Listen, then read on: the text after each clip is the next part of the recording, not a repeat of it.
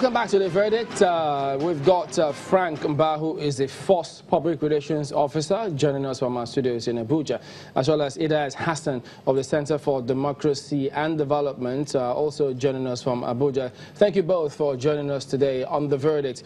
Frank, straight away, let me start with you. We did have some information coming through from Akwa Ibom State about the touching of some materials, even INEC office in the state. Do you have that information? And what is the latest that you can tell us? What is the police doing about that now?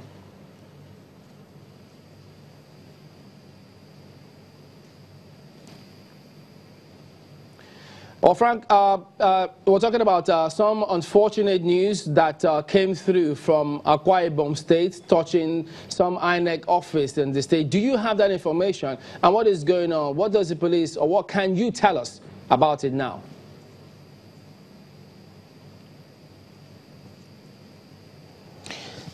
Okay, Chamberlain, I can't speak on that incident for now. I need to be properly, sufficiently and adequately briefed before I can actually speak on it. I've heard it just the same way you've heard it. I can't authenticate the story, I can't confirm it, and neither can I give out any details, any form of detailed explanation for now. But just be rest assured that as soon as I get as soon as I'm sufficiently briefed on that matter, I'll be getting across to you.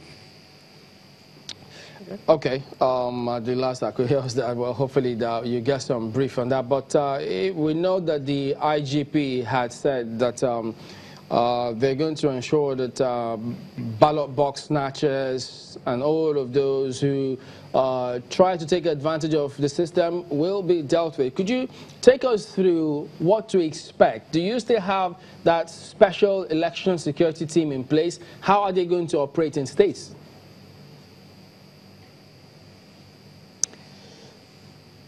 As I speak to you, there is a team on ground, and they've actually been on ground even about 2 weeks before the presidential elections. And after the presidential election, the presidential and National Assembly elections, we did not call them back to base. We made sure that they remain at their various locations and operational fields and AOR. And these officers have continued to file in intelligence reports from the different parts of the country. As a matter of fact, some of the deployment that we did including some of the specific local governments where we had to deploy commissioners of police to direct and supervise security arrangements in those local governments, were a function of some of the intelligence reports we received from our operatives on the field. So these operatives are on ground, and they will continue to be on ground until the elections are over, the collations are over, the results are announced, and we monitor the post-election situation across the country. And a standard order will only be given when the Inspector General of Police is satisfied that there are no issues arising from the elections from the various parts of the country. Mr. Mba, also talk to us about the security deployment strategy this time around, especially that has to do with River State. I'm wondering if you got to hear about any upheavals which we understand took place. But we just want you to give us confirmation, if you do have that information as well, of some kind of violence that was being perpetrated in some communities in River State. That's on the one hand. And secondly as well, with regards to the security of lives and property for these elections, and just to ward off away voter apathy, what is the police doing? Because we understand that in River State, the CP is saying that the police personnel will be armed this time around. How is that going to play out?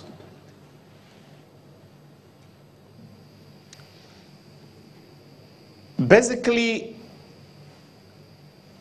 nothing much has changed about our security arrangement for this election. What we've just tried to do is just to look at the kind of deployments we did during the presidential and National Assembly elections, look at those areas where we did excellently well, consolidate on them, improve on them, and try to replicate them across the length and breadth of the country during the next Saturday's election. And those areas where we noticed there were some concerns, we looked at them in detail, told ourselves the truth, and tried to improve on the security arrangements on ground. At the immediate vicinity of the police, at the immediate vicinity of the voting areas, the policemen that will remain there will still not be armed. So I really don't know where you're getting the information that people posted to the police centers will be armed. The Inspector General of Police have already said that very clearly. He has said that very clearly, that officers posted to the immediate area where the voting is taking place, that's the innermost circle where the voting is taking place, will not be armed. I mean, we're doing that in compliance with the requirement of the Electoral Act. We're also doing that because we believe that that is part of what you could call the international best practices. However, this time around, there are rapid response units and arm-bearing units from the tactical squads, the PMF, the counter-terrorism units, the special protection unit, the special forces, and all other arm-bearing units of the force will be located very close, but certainly not within the immediate voting areas of the pool. We need to make sure that the immediate voting areas of the pool or of the police centers are actually free of weapons. We need to create a very friendly atmosphere for Nigerians. We understand there are some citizens who have got phobia for weapons, and we don't want to scare them away. We want to create an atmosphere that is citizen-friendly, an atmosphere that is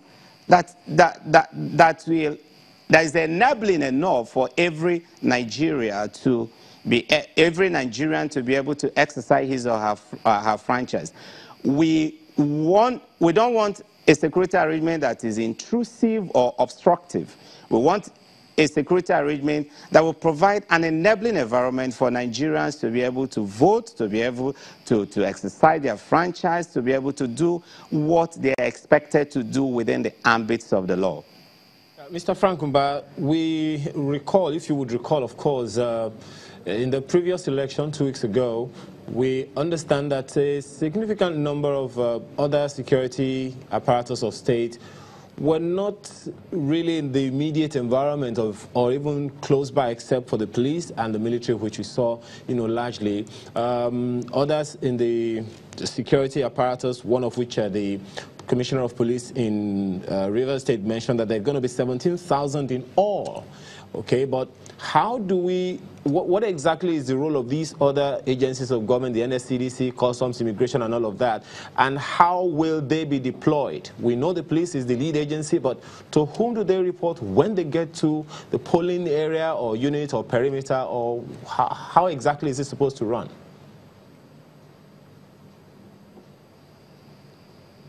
Every single agency that is involved in the policing of this electoral system or this electoral process is providing a support service to the Nigerian police force.